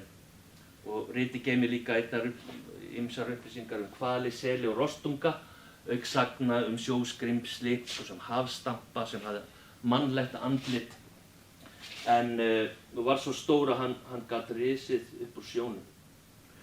Nú, Æsa hefur líka fjallað um svona kortlagningu og náttúrulýsingar, svo dýrafræði sem birtist í Íslands skuggsjá og líka svona dökkar og dystopískar myndir sem Ólafur Magnús setti fram í verki sínum Historia di Gentibus Septentrales og en hins vegar er þessi mynd sem við sjáum hér upp úr sem sagt frönsku handriti frá 1270 og lýsir sögnum lyngbakinn sem eins og eyja safnar á sig lyngi en Grandals og sæðförum sem eru þekkt víða við Atlantshaf og þetta þekkist meðal Inuita og vesturströnd Evrópu og minnir svolítið á þessa svona hulduslóð einmitt hvalsins sem þið eru að fjalla að einhver leyti. Það er að segja hvalurinn er talinn vera að laða til sín fólk og koma fram sem eyja og þegar fólk stígur á eyjuna eða fer að athafna sig eitthvað þar þá reiðist hvalurinn. En hér þarf þú að gera nokkur greinamun og beina sjónum að staðbundinni frásagnahefð, sagnageymd sem endurspeglar þjóðtrú. Það má ekki nefna til dæmis hvali á nafn því að þá getur maður kallað yfir sig eyðileggjandi svona illkveli og í stað þess talað stórfiska og hugtökin góðkveli og illkveli eins og Æsa talaði hérna áðan vísar til náttúru þeirra eins og þessari tvíhyggju hins góða og illa. Oft voru tannhvalirnir illkvelin en skíðishvalirnir illkvelin og en skíðishvalirnir voru taldir vernda sjómenn gegn illkvelunum nema þeir sjálfur verða fyrir árásu. Nú, þjóðsagnasafn Sigfúsar Sigfússonar segir meðal annars frá rauðkembingi, öðru nafni hrosshvalur. Hann var stærstur af tannhvölunum og sagður allra hvala grimmastur og harðfærastur og nafn hans dregið af rauðu faxi eða uggagarði svona framanverð frá bakinu. Og hann þykir varasamur og vissar að koma sér í landi til hans sést. Og sagt að oft fylgi honum náhveli, eða sem sagt mjaldurinn, og hirðir þá mennina af þeim bátum sem að rauðkembingurinn grandar. Þetta er svona samstarf tegundana. Þjóðsagnasafnari Jón Árnason sem safnaði undir þetta áhrifum frá Grimm-bræðrum og eru að reyna að koma svona í vísindalegt form þessari svona emísku sagnageymd sem hann hefur sjálfur auðvitað þekkt sem barn. Hann flokkar svona sagnir sem náttúrusögur ásamt sögum dýr og gróður og steina og himintungl. En annars staðar í safni hans má líka finna athyglisverða huldufólkssögu sem í grófum dráttum þannig að maður sem er við veiðar á geirfugli var sem sagt skilinn eftir á skeri yfir veturinn. Og eftir að honum var bjargað kom í ljós að álfkona hafði alið honum barn og hann hafði heitið að færa barnið til skírnar. En þegar að því kom að konan lagði barnið fyrir utan kirkjuna, álfkona, þá neitaði maðurinn að gangast við því. Og þá birtist álfkonan, reið mjög, kastaði klæðinu af vöggunni sem síðar var auðvitað notað sem altarisklæði í Hvalsneskirkju og lagði á manninn bölvun. Hann skyldi verða hið versta illkveli og granda mörgum skipum. Skömmu síðar hvarf álfkonan en maðurinn hljóp fram að bjargi og breyttist í ókveikjandi hval sem kallaður var rauðhöfði sem var mörgum af fjörtjóni reyndar á Suðurnesjum, samkvæmt sögunum og víðar og var að lokum svona dregin eiginlega á land af hendi Göldrótts prests í Hvalfirði. Og því til sönnunar bent á hvalbein sem finnast hátt til fjalla. Og þar birtast svona strax einhverjar hugmyndir framhaldslíf og svona efnislegt framhaldslíf hvalsins sem notaði þarna inn í sögun. Nú, í samhengi við geirfuglana má nú nefna merkilega grein Kötlu Kjartansdóttur framhaldslíf geirfuglsins eins og hann birtist á dönsku náttúrugripasafni í nýlegu hefti af Nordisk Museology. En það kannski ágætt að minnast einmitt hér á lýsingu Ólafsar Magnúsar af því hvernig íbúar Norðurlanda nýttu hvali til hins ýtrasta. Dýrið var flegið, kjötið skorið í bita og fitan brædd og beinin nýtt og mölin í smæstu agnir, ekki þó til spillis. Allt var nýtt til hins ýtrasta og jafnvel hús voru reist úr rifbeinum hvala og hvalhúð var notuð sem hurðir á dýrslegum híbýlum, má eiginlega segja. Nú, áhrif hvalveiða voru auðvitað mjög djúpstæð og ekki aðeins hluti af svona hugarheimi og daglegu lífi íbúa norðurslóða. Hvalbein, lýsikjöt, spik, allt sem hægt var að nota var nýtt til fæðu og framleiðslu. Og þessi tiltekni sléttbakur hefur væntanlega á hátindi lífsins verið veiddur í þessu samhengi. Vaxandi eftirspurnar þarna eftir afurðum sléttbaksins sem leiddi til ofnýtingar hans og hvalísi var sérstaklega eftirsótt sem ljósgjafi eins og þú nefndir því að hann gaf frá sér minni reyk og brann skæran heldur en aðrir ljósgjafar. Og síðar urðu skíðishvalsbein einnig mjög eftirsótt. Þau þóttu sterk en þó sveigjanleg, notuð í korsarett og regnhlífar og veiðistangir og þar fram eftir götunum. Nú, hér sjáum við í allt of lélegri upplausn þessa mynd Wendel sem Æsa sýndi hér áður, sem einmitt af sléttbak sem sagt á Vestfjörðum. Og það líklega í þessu svona menningarlega samhengi sem þessi tiltekni hvalur var skotinn árið 1891 undan norðurströnd Íslands af norskum hvalveiðimönnum. Þeir voru undir stjórn kapteins Laurits Bergs og Mörtu Berg. Marta skrifaði þessa tilteknu hvalstöð í ævisögu sinni síðar. Þetta var mjög vaxandi hvalveiðistöð í Dýrafirði sem Norðmenn nefndu Framnes. Og stöðin var rekin af svona heraga af kapteininum hér. En þetta var jafnframt svona menningarlegur suðupottur. Þarna voru reyndar langafi minn og langamma sem sagt í svona móttöku hlutverki gagnvart þessum erlendu sjómönnum, hvalveiðimönnum. Og þarna brá fyrir margan erlendan gest, þar með talið Friðþjóf Nansen sem hérna nýkominn úr Grænlandsför sinni. Og nú svo voru aðrir gestir þarna, meðal annars landshöfðinginn sjálfur, Magnús Steffensen. Og til að taka vel á móti honum lét Berg skipstjóri reisa svona stórbrotið hlið úr hvalbeinum, talandi sjónarspil, við inngang stöðvarinnar, þar sem fór svona móttöku athöfn fram. En þetta eru sem sagt kjálkabein úr steypireyð, jafnvel einhverjum svona stærsta steypireyð sem hefur verið veiðst við Íslands strendur. Dauðastríðið tók raunar hálfan dag, skilst mér, en rataði síðar í skrúð, sem sagt í Dýrafirði.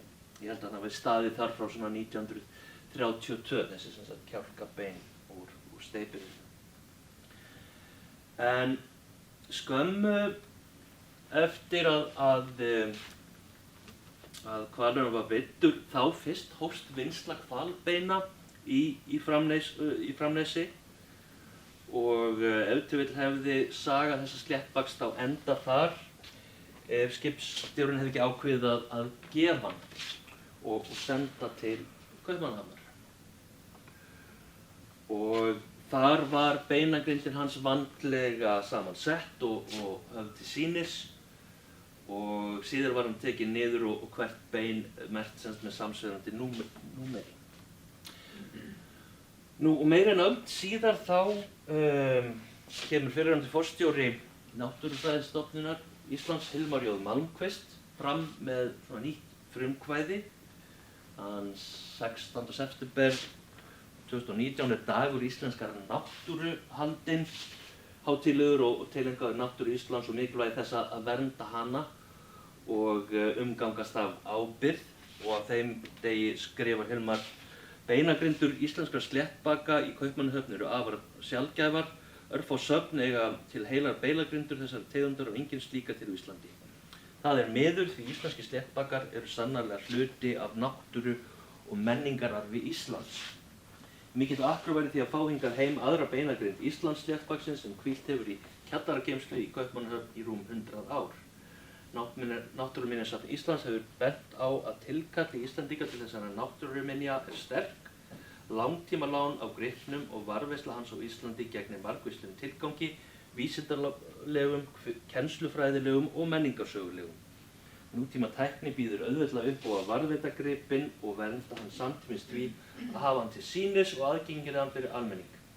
Kjör aðstæður eru fyrir hendi til þessa verkefnis hér á landi. Beinin heim, segir hann svo. Og í þessum loka orðum beinin heim endurómar þetta hið kunnulega slagorð handritin heim sem er vel þekkt á Íslandi en jafnframt umdeilt meðal danskra forvarða og handritasérfræðinga. En þessi krafa leiddi auðvitað til þess að drjúgur hluti íslenskra fornrita sem hafði að gera með Ísland og Íslendinga var flutt heim sem sé og þótti af mörgum lokahnykkurinn í svona sjálfstæðisbaráttu Íslendinga. En ég er að vera búinn með tímann en hnykki sjálfur út af því að þetta frumkvæði Náttúruminjasafnsins Náttúrufræðistofnunarinnar er semst að verða veruleika og er ástæðan fyrir því ég fann mér í þessari írónísku stöðu íslenska sérfræðingsins í Kaupmannahöfn og ekki lítið fyrir þessu hafs að forverja og pakka og flytja til Íslands. Mér skilst að gluggar nýja húsnæðisins út á Nesi þurfi að fjarlægja til að koma beinunum inn. En svona til að draga þetta saman þá má segja að í framhaldslífi sínu hafi sléttbakurinn ferðast í gegnum þessar ólíku orðræður og menningarlegt samhengi frá svona tótemisma og exhibitionisma, vélrættrar nýtingar í þessum svona hálfgerða blauta draumi sjávarútvegsmanna í Norður-Atlantshafi yfir í þetta vísindalega samhengi náttúrufræðisafna sem seint á 19. og 20. öld lögðu áherslu á uppfræðslu og svona siðvæðingu almennings og nú til svona endurheimtar eins konar menningararfsvæðingu náttúrumenningar og í gegnum allar þessar orðræður og sögulegu aðstæður má segja að gerendahæfni sléttbaksins fyrst og fremst sem lifandi einstaklings og síðan sem líkamsleifar er mótað því að vera á röngum stað, að vera einhvern veginn ekki í réttu samhengi. Það er að segja í höndum þeirra sem að hafa gripið inn í líf hans og framhalslíf. Og umfram það er svona umhverfi hans mótað af ímyndum og hugarheimi veiðimannanna og heimamannanna. Það sem hið svona ókveikjandi og framandi fléttast saman. En ég segi bara gott. Takk fyrir Kristín Schram. Þá er það síðasta erindi hérna sem er dagskrá í dag og síðan mun Æsa Sigurjónsdóttir stýra umræðum en það er hann Þórarinn Þórarinn Blöndal, myndlistarmaður sem með fyrirlestur um sjálfbæra nýtingu og þekkingarhefð. En Þórarinn einnig faðir Marsibilar sem hérna sú sem talaði í vídeóverkinu hérna inn á sýningunni. Og svo það kom fram, að ég veit þú kemur aðeins inn á þetta.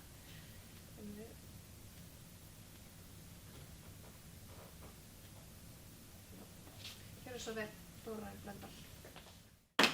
Komið sæl og takk fyrir að bjóða mér að vera með þetta litla erindi. Þetta var svolítið flókið fyrir mig að setja þetta saman af því að sjálfur sér ég alveg upp við það að hvalurinn sé helg skepna. Af því að það hef ég frá ömmu minni en hún frá Vatnsnesinu, fædd á Ánastöðum á Vatnsnesi. Og þar var mesti hvalreki sem hefur orðið við Íslandsstrendur. En ég sem sagt var allmörg ár í hvalum. Ég hóf að vinna því ég var 18 ára gamall og reyndar ég var miklu yngri þegar ég vissi að ég ætti að fara að vinna þarna.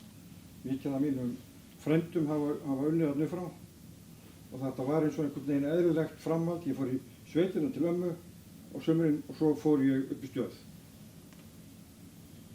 Og ég var þarna byrjaði 1985, þá var ég 18 ára og ég hugsa að ég hafi verið yngstur á vaktinni þá.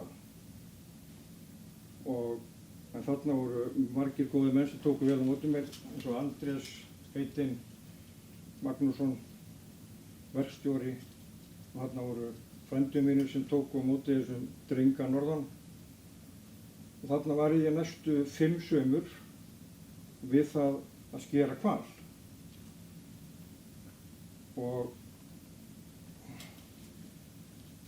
síðan gerist það að því ég átti ekkert von á því þegar ég kveð Stöðina 89 þegar stoppið þegar það ákveðið að stöðva hvalveiðar, að þarna ætti ég eftir að koma aftur, seinna mér, með fjölskyldu mína og velja þarna svona miðaldra maður.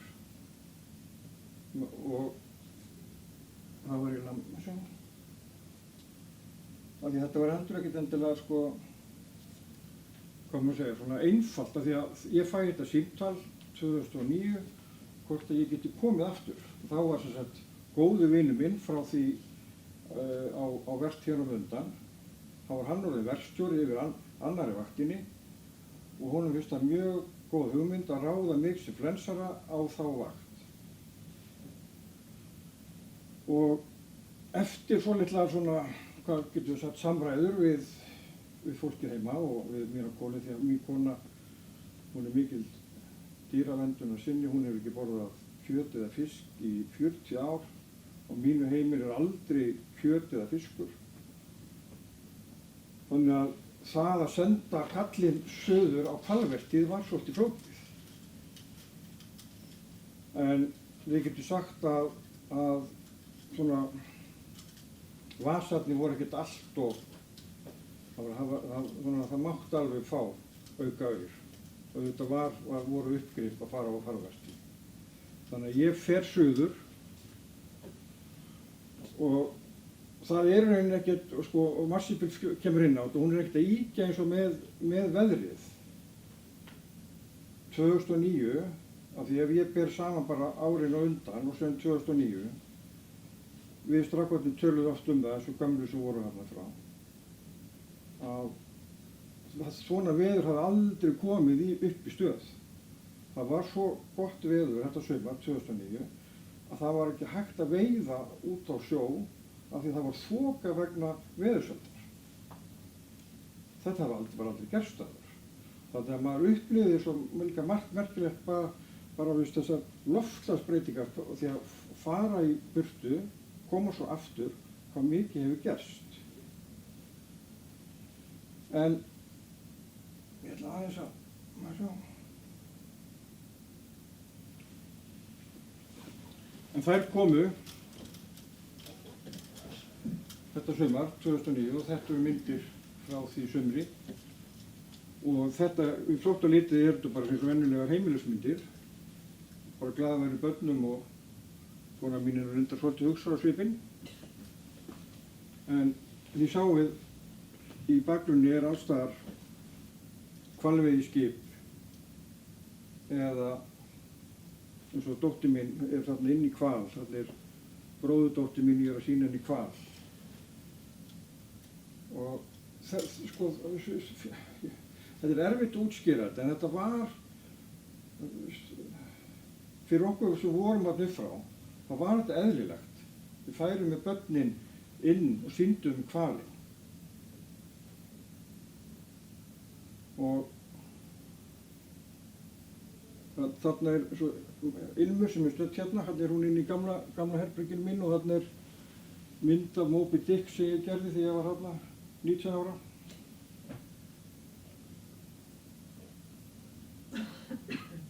Þetta var, auðvitað hefur ég, þetta var sérstakt.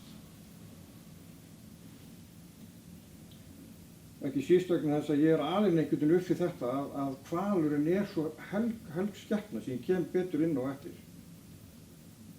Og svona þetta einhvern veginn að vinna við það að lima þá í sundur. Og ég hef ekki tekið 10 sundi, ég hef örugglega tekið 800 hvali í sundur. Bara, þetta er planið. En auðvitað þegar ég var hérna, þá eru aðferði vinnuaðferðir allt öðruvísi heldur en síðan sko, er lýst þarna hér undan. Það eru mjög skýra reglur það að hvalurinn má ekki vera eldri en 24 tíma gamall þegar hann kemur inn á planið. Þannig að þetta er eins og absúrt sláturhús. Þannig erum við að verka skepnu sem er svo stór að maður næri eiginlega ekkert utan það, sko. Og við notum gufuvélar, öll tækin, þetta eru tæki sem voru notuð á fyrri hluta 20. aldar. Þetta er allt eins. Þetta er mjög einkennilegur heimur. En ég hef svona ekki bara verið í hvalum, ég hef svo tekið þátt í öðrum verkefnum tengdum hval og ég segja stundum þar hvað er einkennilegt hvað mörg verkefni sem tengjast hvalreka á fjörum mínar. Og ég ætla rétt aðeins að bara taka 2 verkefni, og það er uppsetning á sýningum, hönnun og uppsetning á 2 sýningum sem ég og Erling Jóhannesson gerðum. Þetta er frá Djúpuvík á Ströndum og þarna gerðum við líkan af Sléttbakk. Þarna er tjalúpabátur, veiðibátur, Baska. En þessi sýning er sett Baskavígin, 1615. Á súlunum eru teikningar eftir Jón lærða og svo eru skrifuð upp setningar upp úr orðabók, baskneskri, íslenskri orðabók. Og sýningin er í Táknum á gamla verksmiðjunni, síldarverksmiðjunni. Hérna er líka hvalurinn. Og við hugstuðum að hann gæti líka verið eins og kálfur í rauninni og rétt stærð Sléttbakks er síðan teiknuð á gólfið. Og þetta eru svona unnið upp úr teikningum Jóns lærða. Og hér stendur sem sagt gefi Kristur og María mér, hvar skal ég gefa þér sporðin? Þannig að Baskar hétu á þá hérna Maríu og Krist, og ef þeir myndu koma í hval, þá myndu þeir gefa Íslendingum sporðin. En sporðurinn var mjög, einn besti hluti hvalsins.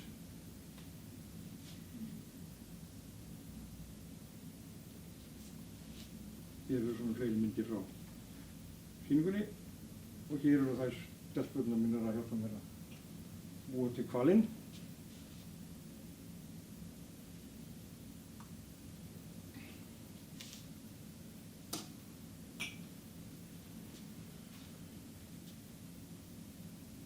Síðan fórum við Erling, það var reyndar áður en við fórum á Djúpvík, þá skiptuðum grunnsýningu í hvalsafni Húsavík og hluti af því var að setja upp beinagrind af sleppbak eða bláhval eins og ég kalla hann oft. Mér tamar að nota orðið bláhvalur, heldur en steypireyður. Og hann liggur á bakinu eins og hvalreka væri að ræða. Og bak við hann eru svona, þetta er, hvað maður segir, er líkami hvalsins búinn til en getur líka verið bara landslag að ræða. Og þarna hnísa, bara til þess að sýna stærðarmuninn, þarna við sporðinn. Ég held að þessi hvalir hafi verið eitthvað í kringum 77-8 fet. Og hluti af þessari sýningu þá er leikrit eftir Hörpu Arnardóttur þar sem lýsir síðustu andartaks bláhvals. Þannig að svona, okkur langar til þess að búa til einhver ákveðin svona heilagleika, einhver svona þú kæmir inn í einhver svona helgidóm. Af því að hvalreki var mjög mikilvægt fyrirbæri hérna á Íslandi, svo ég kem nánar að. Svo byggum við til hjarta, þetta er sem sagt hjarta 1 á móti 1 á steypireyð.